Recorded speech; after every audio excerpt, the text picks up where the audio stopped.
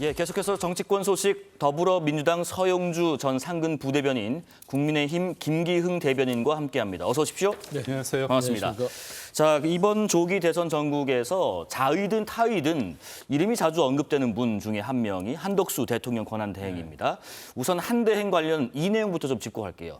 헌법재판소가 한덕수 권한대행이 대통령 몫의 헌법재판관 후보자를 지명한 이 행위의 효력을 멈춰달라는 가처분 신청을 재판관 전원일치 의견으로 받아들였습니다. 헌법재판소는 이 권한대행이 재판관을 지명해서 임명할 권한을 행사할 수 있다고 단정할 수 없다라고 판단을 했습니다.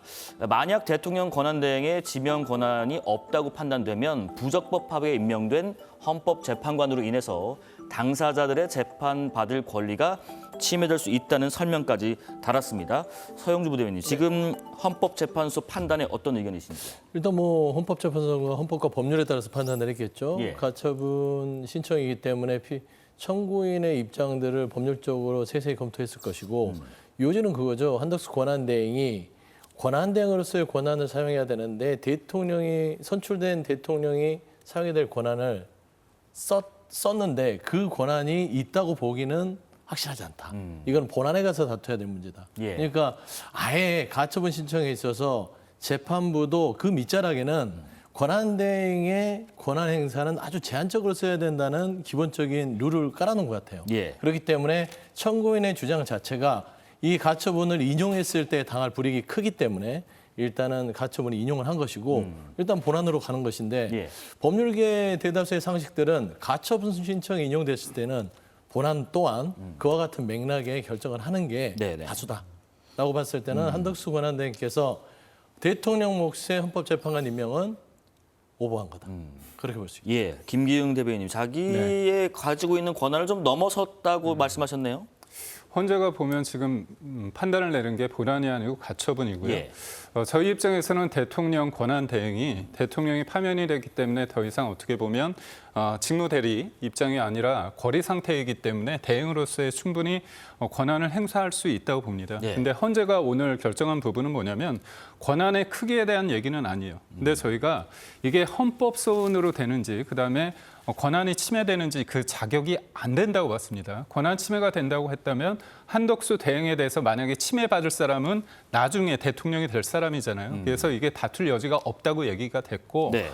헌법 소원도 통상적으로 봤을 때 뭐냐면 국민의 기본권이 실질적으로 직접적으로 침해된 사람이 그걸 하는 게 맞습니다. 근데 이번 경우가 되게 재밌는 게 뭐냐면 마은혁 재판관한테 만약에 이 사람이 헌법소원에서 결과를 받으면 그거는 정의롭고 만약에 이완규 후보가 만약에 재판관이 됐을 때 받았으면 그거는 공정한 재판이 아니라고 볼 수 있나요? 그러니까 결국 본안에 봤을 때는 이게 헌법소원 자체가 자격 요건이 되는지 그 부분부터 다룬다면 저희는 분명히 이게 기각이나 각하될 여지가 충분히 있다고 봅니다. 예. 그리고 마지막으로 한 말씀 드리자면 말씀하십시오. 뭐냐면 지금 이게 비상 상태 아닙니까? 어떻게 보면 헌재가 6명, 7명이 됐을 때 제대로 안 되는 그 상황.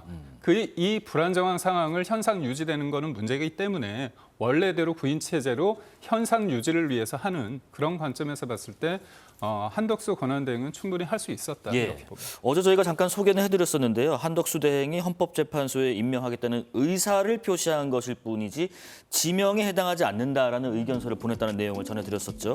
근데 헌재는 여기에 대해서 임명 의사를 밝힌 자체가 임명 절차를 공식적으로 개시한 거고 후속 절차를 진행해서 재판관을 임명할 것이 확실히 예측된다라고 해서 가처분 인용을 통해서 서영주 부대변인 이런 얘기를 했습니다. 손해를 방지할 긴급할 필요가 인정된다. 손해 방지, 긴급 필요. 이게 어떤 의미입니까? 예, 권한이 없는 사람이 그 권한을 행사함으로써 그 권한 없는 행위가 이루어져서 예. 이 두 명의 재판관이죠. 대통령이 임명해야 될 이 재판관들이 임명이 되어서 재판이 이루어졌을 때 그게 정당한 절차가 아니니까 나중에 재판의 결과에 큰 손실을 입을 거 아닙니까? 그렇기 때문에 정당한 절차에 있어서 확인되지 않는 재판관들에 의해서 이루어진 재판은 향후에 어떤 결과든 간에 그 청구인들의 손해를 불러올 수 있다. 네. 합리적인 판단 아니겠어요? 제가 말씀드리는 거는 한덕수 권한대행께서 이번에 가처분 선충 인용에 대해서 대응을 하면서 이게 발표는 했는데 지명은 아니다. 이상한 말을 했어요. 근데 본인은 이 헌법재판관 2명을 지명할 시에 본인의 입으로 텍스트로 지명했습니다라고 했습니다. 예. 그럼 지명 아닌가요?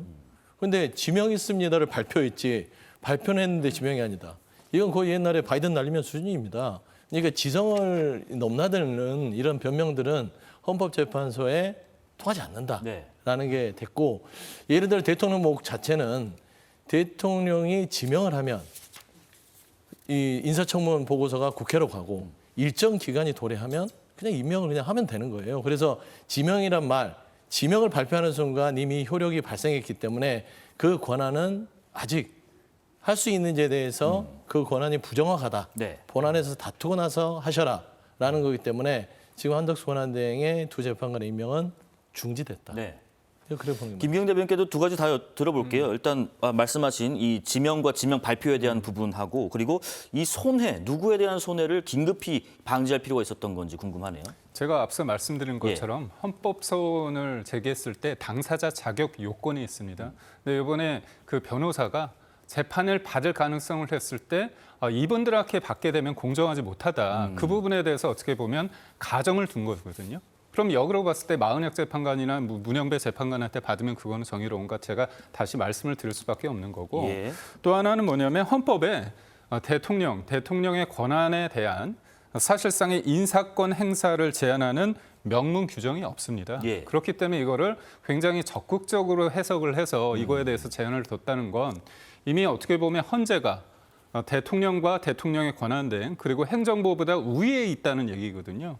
이른바 상권 분립에 있어서 위배되는 부분이 있기 때문에 이건 되게 위험한 상황이라고 말씀을 드리고 네. 예를 들어서 대통령의 권한대행 관련해서 만약에 있어서는 안 되겠지만 국지적인 상황이 연출이 됐을 때 그렇다면 국방부 장관은 임명을 할 수 있을까요? 없을까요? 예를 들어서 왜 다른 나라 어떤 중요한 어떤 협정을 하는 데 있어서 그 협정 체결을 해야 될까요? 말아야 될까요? 그러니까 결국 여러 가지 상황이 있을 때 그 권한의 크기는 논란은 될 수 있지만 네. 아예 이 자체가 문제가 있다는 식으로 이렇게 딱 쳐버리면 선을 그어버리면 할 수 있는 게 없는 거 아닙니까? 대통령의 권한대행이 왜 권한대행이겠습니까? 대통령이 파면이 돼서 거리 상태나 직무 상태인데 직무 정지 상태인데 지금은 아예 결정이 나서 거리 상태이기 때문에 온전한 대통령으로서의 권한을 행사하는 게 맞다고 봅니다. 알겠습니다. 그러면 각 당 반응, 민주당과 국민의힘 반응 듣고 계속 이야기 이어가 보겠습니다. 애초부터 대통령목 헌법재판관 후보자를 지명할 권한이 없음에도 한덕수 총리는 이를 강행하며 우리 국민과 헌법과 헌법재판소를 능멸했습니다. 이를 헌법재판관 전원이 바로 잡은 것입니다. 한덕수 총리는 헌법재판관 후보자 지명을 철회하고 위헌 행위를 한 것에 대해 국민께 석고 되제해야 합니다. 대통령 권한 대행은 문자 그대로 대통령의 권한을 대행하는 위치입니다. 대통령이 직무정지 상태라면 일부 권한 행사에 제한이 있을 수도 있겠으나 현재와 같은 대통령 거리 상태에서는 헌법상의 대통령 권한을 모두 행사할 수 있다고 보는 것이 타당할 것입니다. 그럼에도 이를 가로막고 나선 헌법재판소의 고무줄 판결에 강력한 유감을 표시합니다. 네, 양당의 반응 들어봤고요. 화제를 좀 바꿔서 대선 관련 이야기로 넘어가 보겠습니다. 더불어민주당은 어제 대선 경선 후보 등록을 마친 후보들이 한자리에 모였습니다. 그 모습도 잠깐 보고 오겠습니다.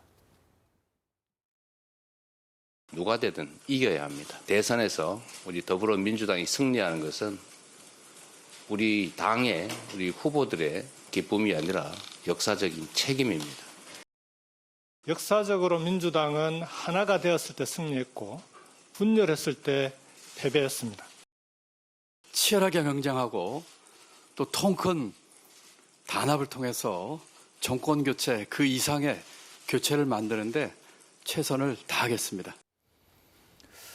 당 지도부가 강조를 했네요. 성주부 대변님. 네. 네거티브 없는 품위 있는 경쟁을 당부했고. 근데 이제 지난번 대선 보면은 2021년에 이제 그 이재명 당시 후보와 이낙연 당시 후보 간에 이제 명락대전을 우리가 불린 만큼 상당히 치열한 경선을 벌였는데 후폭풍도 못지 않았어요. 네. 흥행에는 성공했지만 양측의 분열이 왔다. 이것이 또 패배 요인 중에 하나 아니었는가 그런 분석도 있었습니다. 그래서 아까 이제 뭐 김경수 전 지사도 하나가 됐을 때 민주당은 더 크게 이겼다라는 어떤 이야기를 하지요. 이재명 대표도 그런 부분에 있어서 공감을 하고 뭐 김동연 후보도 마찬가지인데 지금 민주당은 역대 지금 대선 경선 구도 자체는 역대 민주당 내에서 가장 클린하고 좀 조용하면서 좀 품위 있는 경선이 될 가능성이 크죠. 네. 뭐 혹자들은 밋밋하다. 이미 뭐 정해진 뭐 수순 아니냐. 구도 자체가 이재명 전 대표의 일강 구도로 출발했기 때문에 그렇게 평가할 수 있으나 사실상 민주당에게는 호재일 수 있어요. 호재요. 예, 국민의힘처럼 뭔가 탄핵을 찬성하고 탄핵을 반대하고 아직도 그 탄핵과의 결별이 안 되고 내란과 결별이 안 되는 상황에서의 국민공감대가 이루어지는 것보단 이미 민주당은 새 후보 자체가 내란 정식의 큰 그림에서 민주당이 다음에 집권을 위한 여러 가지의 정책적인 경쟁을 통해서 뭔가를 보여준다면 국민들이 봐서는 좀 밋밋하긴 해도 평양냉면 같은 거죠. 처음에는 이게 무슨 맛이야 하다가 중독이 되는 그런 좀 그런 맛에 이제 경선이 치러질 가능성이 높거든요. 네. 그래서 마냥 싸우고 마냥의 뭐 갈등을 보여주고 이런 좀 드라마에서 어떤 그런 의외의 어떤 그 모습들이 재미는 있겠으나 네. 건강에는 좋지 않죠. 그래서 저는 건강한 경선으로 민주당은 이번 당내 경선이 마무리될 가능성이 있어서 다소 밋밋할 수 있으나 네네. 또 나름대로 중독되는 경선 과정을 네. 기대하셔도 된다. 그래 봅니다. 평양냉면의 비유를 하셨는데 뭐 상대당 입장이시지만은 지금 어쨌든 이재명 대세론을 두 김은 깨야 된단 말이죠. 네. 이 반전의 계기 뭐 어떻게 치고 나올 수 있을까요? 근데 반전의 계기가 되기 위해서는 룰이 공정해야 되잖아요. 근데 민주당이 23년의 그 역사, 어떻게 보면 국민 참여 선거 인단을 모집해서 당원과 일반 국민들이 1대1 등가성이 이루어진 어떤 역동성과 다양성 확대 이런 것들이 없어졌습니다. 근데 왜 유독 이재명 대표, 이재명 민주당일 때 이런 23년의 역사가 없어졌는가? 그 부분에 대해서 김두관 전 의원 같은 경우는 박차고 나갔고 네. 김경수 전 지사 같은 경우는 뭐 소극적으로 대응했습니다. 권리당원 말고 일반 당원도 해야 되는 거 아니냐 그런 얘기를 했는데 네. 저는 안타까운 건 2017년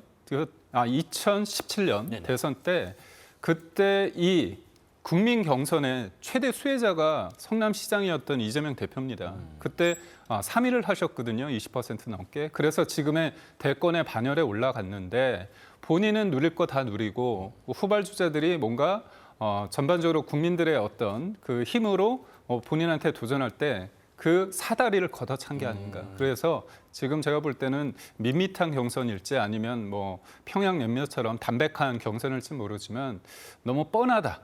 우리가 보면 이제 기자들 사이에 네. 그런 표현이 있지 않습니까? 특이사항이 없다. 특이사항이 없다는 건 결국 뉴스 가치가 없다. 그런 생각입니다. 민주당의 대선 경선 일정 잠깐 보고 넘어가겠습니다.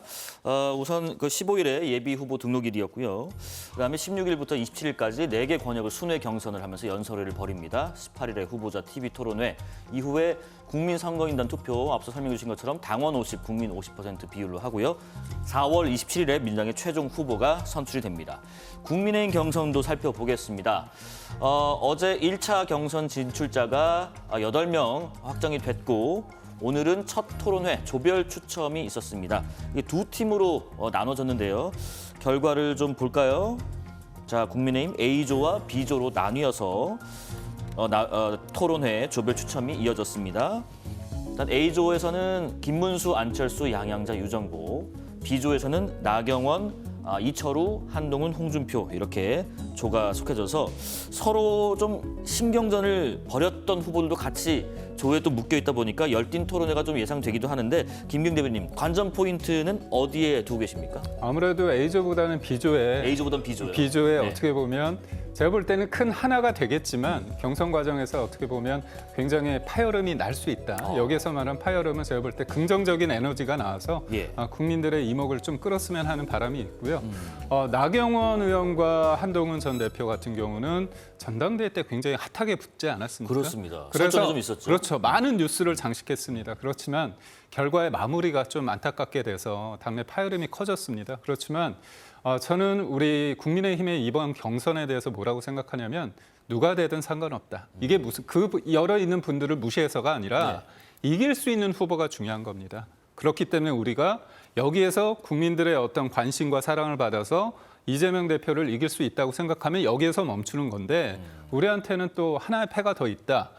우리가 생각하는 게 아니라 국민들이 또 한덕수 권한대행에 대해서 마음이 있지 않습니까? 그렇다면 한덕수 권한대행과의 어떤 단일화를 통해서 국민의힘 후보가 이기면 더 큰 국민의힘 후보가 되는 거고요. 만약에 한덕수 권한대행이 이기면 제가 볼 때는 우리 국민의힘 후보가 나를 밟고 이재명을 이겨달라 이렇게 대승적 결단을 통해 가지고 하면 한덕수 권한대행의 그 당시 무소속 후보가 국민 후보가 되지 않을까 그런 생각을 해봅니다. 네, 장차 전망까지 곁에 주셨습니다. 서영 대변인, 네. 그 같이 좀 상대당 여쭤볼게요. 네. 국민의힘 경선 일정을 잠깐 보면요, 4월 19일부터 이 8인 A조, B조 토론회 이어집니다. 자, 그리고 2차 경선 진출 4명, 국민 인원수 100%로 선출이 되고요. 이 4인 토론회를 거쳐서 2명의 경선 진출자가 나오는데 이때는 이제 국민 50%, 당원 50%. 과반이면 치러지지 않고요. 최종적으로는 5월 3일에 최종 후보가 선출됩니다. 지금 서영주 부대님께서 보시는 상대당의 4인 중에 누가 들어갈까? 여론조사상 지금 우위에 있는 분들이 들어갈까? 아니면 반전의 카드가 있을까? 어떻게 예상하세요? 그냥 여론 추이대로 결정될 가능성이 높죠. 오세훈 서울시장의 불출마로 인해서 나경원 의원이 그 자리를 자리했고요. 그렇게 따졌을 때는 A조에서는 관전 포인트가 김문수, 안철수 네. 두 분. 그다음에 B조에서는 나경원, 홍준표, 한동훈. 이철우 지사님 앞서서 노래도 크게 부르고 가셨는데 일단은 이제 크게 봐서는 앞서도 얘기했지만 국민의힘의 경선 자체가 한덕수 권한대행으로 기름이 많이 빠지긴 했어요. 왜냐하면 여기에서 이렇게 치열하게 한 다음에 결선을 해서 한 명이 돼도 결국에는 한덕수 권한대행이라는 큰 따지고 보면 상수 같은 느낌이거든요. 한덕수 권한대행과 또 뭔가 단일화를 해야 된다. 그렇기 때문에 다소 그렇지 않아도 어려운 국민의힘의 당내 사정에 더 먹구름이 낀 건 맞는데 A조에서는 결국에는 탄핵 찬성. 그다음에 탄핵 반대. 그러면 안철수, 김문수 각이 서죠. 예. B조에서는 한동훈 후보 자체가 탄핵에 찬성했고 나머지 세 후보들은 다 탄핵에 반대했죠. 네네. 그러면은 B조에서는 거의 아주 긴장감이 아주 고조될 것 같고요. 역시 B조. 예. B조죠. 예. 그다음에 A조도 나름대로 안철수 의원이 뭔가 지금 현재의 여론 추이에서 아직 치고 못 올라가는 상황이기 때문에 김문수 후보 지금 보면은 여론 추이에서는 굉장히 앞서가고 있는 것으로 많은 지표들이 하고 있는데 그렇게 따졌을 땐 또 치열하게 또 좀 토론회가 진행되지 않을까 예. 좀 그렇게 보입니다. 그런데요, 지금 국민의힘 경선이 본격화되면서 일부 탄핵에 강력히 반대하면서 윤 전 대통령을 거리에까지 나가서 지지했던 후보들이 조금씩 거리두기 하고 있다는 분석도 나옵니다. 왜 이런 분석이 나오는지 이야기 듣고 이어가겠습니다. 여러분, 내란죄는 도대체 누가 저질렀습니까? 저는 윤석열 대통령 대한민국의 정말 용기 있는 지도자라고 말씀드릴 수 있습니다. 윤석열 대통령이 직무 복귀할 수 있도록 여러분들이 함께 힘을 모아 주셔야 됩니다. 저는 이 계엄은 내란이라든지 이렇게 바로 계엄은 내란과 같은 것이다라는 이런 정의에 대해서는 동의할 수가 없습니다. 유죄 판결이 확정되기 전까지는 그런 말을 함부로 하는 것은 인권 침해로 생각합니다. 계엄은 반대했지만은 네. 탄핵도 반대를 했습니다. 실질상 피해는 없었어요. 헌법에 위반됐지만은 피해는 없었기 때문에 탄핵까지는 너무한 거 아니야. 한 번 더 기회를 주는 게 좋지 않느냐.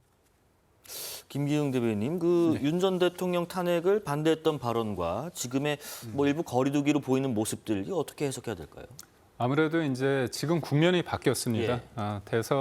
대선 전에 이제 탄핵 국면에 있을 때는 대통령 개인을 지키는 걸 넘어서 헌법과 법치주의, 민주주의를 지키기 위해서 그 많은 사람들이 이제 거리와 광장으로 나가게 된 거죠. 근데 지금의 상황은 헌재 결정, 좀 받아들이기 힘든 면도 없지 않아 있지만 그래도 헌재 결정이기 때문에 수용을 해야 되는 거 아닙니까? 대통령이 형사 재판을 받고 있지만 헌재 결정은 존중해서 정치적 책임을 받은 겁니다. 그래서 이제 관저에서 나와서 사저로 간 거죠. 근데 민주당이 조기 대선 국면에서 끊임없이 프레임을 하려고 합니다. 그게 뭐냐? 내란 종식 프레임입니다. 근데 대통령을 지금의 선거 국면에 있어서 일부 후보들이 그거를 자꾸 소환을 합니다. 그렇다면 그거는 전 대통령을 위해서도 아니고요. 우리가 선거할 때 자꾸 민주당의 그 내란 종식 프레임에 영향을 줄 수 있는 거 아닙니까? 그러니까 지금 중요한 거는 어떻게 보면 통합적이고 그다음에 국민의 삶, 민생과 경제, 특히나 트럼프 2기 체제가 드러나면서 이 관세 전쟁이라는 게 굉장히 중요하게 하고 있습니다. 네. 그런 측면에서 어떤 프레임이 전환이 됐는데도 불구하고 자꾸 거기에 머물다 보면 민주당의 선거 전략에 끌려가기 때문에 저희는 이 부분에 있어서는 해야 되는데 그렇다고 해서 우리가 뭐 탈당을 요구하거나 아니면 제명을 요구하거나 그런 게 아니라 윤석열 전 대통령 또한 이런 상황을 봤을 때 누구보다도 선거는 이기는 부분에 대해서 대통령도 생각하는 부분이 있지 않겠습니까? 그래서 일정 부분 순리대로 시간이 좀 걸리지 않을까 싶습니다. 알겠습니다. 서영주 부대변인께 이 내용 좀 여쭤볼게요. 지금 속보 자막도 나오고 있는데요. 조금 전에 그 국회에서 내란 특검법과 명태균 특검법 이 본회의에 재투표에서 부결이 됐던 자동 폐기가 됐다고 합니다. 일단 내란 특검법과 명태균 특검법 국회 재표결에서 부결된 내용 어떻게 생각하시는지요? 어차피 국민의힘은 그냥 내란의 옹호당으로 이번 선거를 치를 생각인 것이죠. 내란 특검법을 받지 않겠다는 거 아니겠어요? 네. 그 일부 의원들도 마찬가지고. 명태균 특검법 지금 뭐 하나둘씩 드러나고 있고 명태균 특검법에 주는 윤석열 전 대통령 부부의 얘기입니다. 예. 그 육성까지 다 나왔잖아요. 공천 개입은 다 나왔지 않습니까? 그럼에도 불구하고 그 특검법을 받지 않겠다는 거. 그러니까 국민적인 눈높이보다는 당내의 어떤 친윤 그룹으로 뭉쳐진 당권 유지에 그냥 이번엔 올인하겠다라는 저는 결정 같아서요. 예. 지금 뭐 재투표가 부결됐다고 해서 D-47일 뒤에 내란 특검법과 명태균 특검법을 피할 수 있을까요? 피할 수 없죠, 그때는. 네. 그래서 저는 일단 매는 일찍 맞을수록 좋으나 원래 이 두려움이 많고 용기가 없는 사람들은 미루는 것이죠. 저는 그런 의미에서 자동 폐기된 부분들은 국민의힘의 마지막 기회였으나 그 기회를 걷어쳤다고 보는 것이고 네. 저는 일단 국민의힘 내부에서 나경원 의원도 그렇고 나머지 후보들이 뭐 윤석열 전 대통령과의 어떤 입장들을 바꾸고 있다. 저는 그렇게 보지는 않습니다. 네. 시간이 많지 않아서요. 다음 주제로 넘어가 보겠습니다. 저희가 앞서 언급했던 그 한덕수 대통령 권한대행 관련된 얘기인데 그 여론조사 결과를 한번 볼게요. 보니까 범보수 후보 대권주자 선호도에서 한덕수 권한대행이 29.6%가 나왔습니다. 김문수 전 장관을 오차 보면 밖에서 따돌렸다는 건데 또 하나 여론조사를 볼게요. 그런데 이런 민심도 있었어요. NBS 여론조사인데요. 한덕수 대행이 대선에 출마하는 것에 대해서 어떻게 생각하십니까? 라는 질문이었습니다. 바람직하지 않다 66%, 바람직하다 24%였고요. 그러니까 국민 10명 중 6명은 바람직하지 않다라는 쪽에 서 있는 것 같은데 김기용 대변인님, 지금 가장 선호도가 높기도 하고 나오는 것이 바람직하지 않다는 의견도 66%. 이게 지금 어떻게 해석해야 되는 겁니까? 우선적으로 이제 범보수 후보로서 1등을 달린다는 거는 예. 뭐 야당이나 어떻게 보면 언론에서 볼 때는 뭔가 국민의힘 의원들이 뭐 연판장을 돌렸다, 뭔가 이렇게 얘기를 해가지고 되는 거 아니냐, 그게 아니라서요. 지난주 헌법재판관 지명, 그다음에 트럼프와의 전화, 여러 가지 일련의 상황을 봤을 때 국민들이 그렇게 느낀 겁니다. 우리에게는 한덕수란 사람이 있었구나. 한덕수를 재발견한 거죠. 네네. 그렇다면 시대 정신이 뭐냐? 통합. 이분이 전주 출신이잖아요. 그리고 진보와 보수의 어떤 정권에서 다 능력을 인정받아서 총리를 다 하셨죠. 총리도 2번 하시고 예. 경제부총리도 하시고 또 통상교섭본부장도 하시고 주미대사까지 했습니다. 그러니까 이런 분이 지금의 상황에 있을 때 2025년 대한민국에 있어 굉장히 필요한 리더겠구나, 그런 생각을 한 겁니다. 네. 그래서 뭔가 선거 공학적으로 뭔가 만들어진 게 아닙니다. 그러다 보니까 사람들의 관심이 이제 지지율로 이어지는 건데 그렇다면 왜 앵커께서 말씀하신 것처럼 이 부분이 반대하는 입장처럼 보이는 어떻게 보면 대선 출마에 대해서 부정적인 생각을 할까, 네. 바람직하지 않을까. 이거는 뭐냐면 이분이 권한대행으로서의 지금 역할이 있잖아요. 그리고 국민의힘 당내에서도 여러 경선 주자 사이에서는 본인이 좀 하고 싶은데 이분이 너무 커버리면 존재감이 안 되지 않습니까? 네네. 그런 당내 역학구도를 그리고 그런 역학구도 속에서 지지하는 국민의힘 지지자들도 한덕수 대행이 좀 안 나왔으면 좋겠다고 하는데요. 저는 결과는 좀 지나고 났을 때 한덕수 권한대행에 대해서 대통령의 대행이라는 이 꼬리표, 국민들이 진짜 원한다면 이 대행의 꼬리표 빼버리고 대통령이 됐으면 좋겠다 그러면 그런 국민의 열망에 본인이 등판할 수도 있다고 봅니다. 네, 서영주 부대변인. 그런데 뭐 통합 부분, 뭐 능력적인 부분을 번외로 하더라도 논외로 하더라도 지금 선출직 권력이란 말이죠. 대통령이란 것은 또 중앙의 어떤 정치고 네. 여기에서의 정치력을 발휘할 수 있을까? 한덕수 권한대행이? 네네.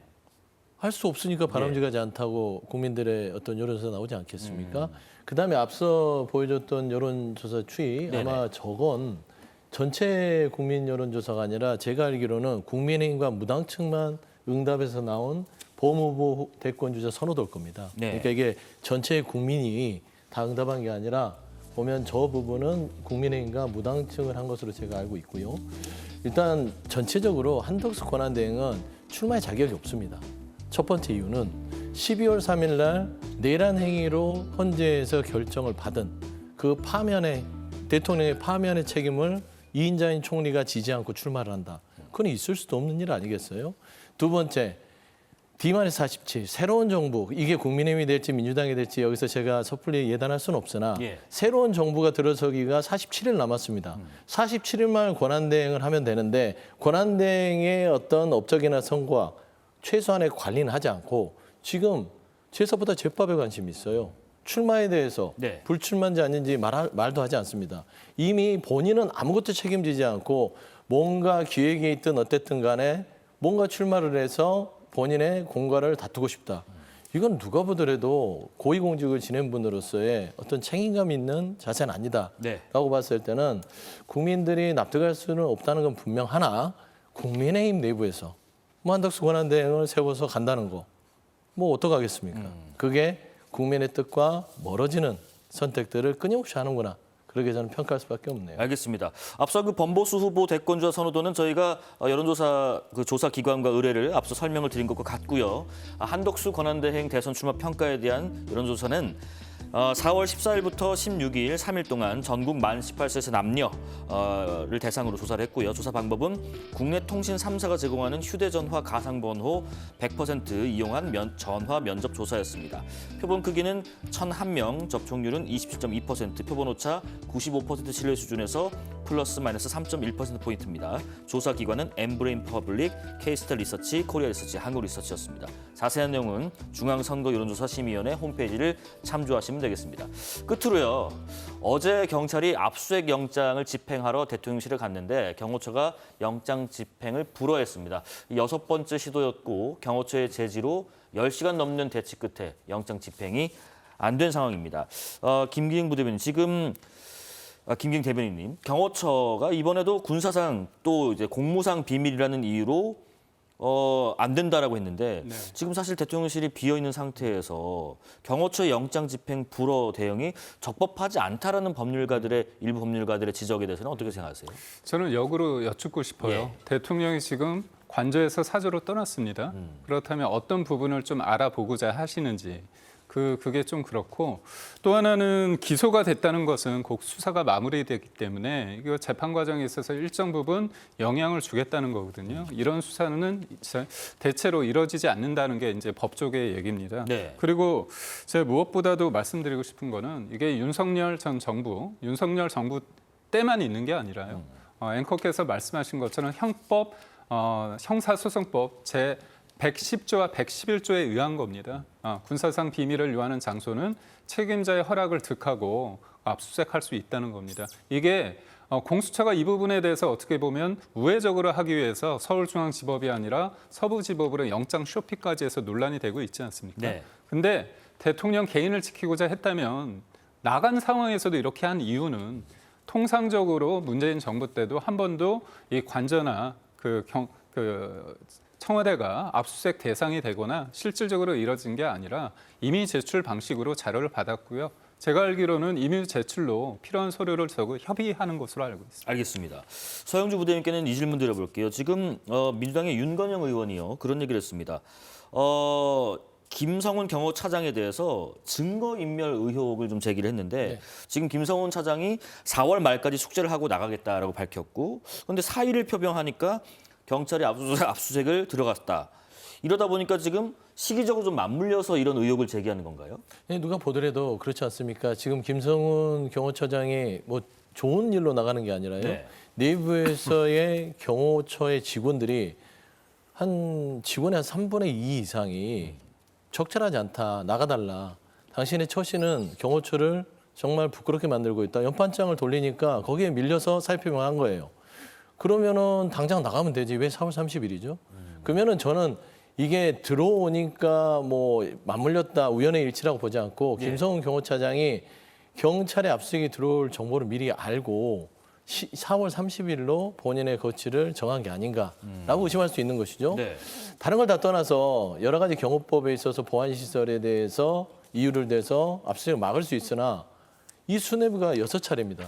지금 내란의 수사는 아직도 진행 중이고요.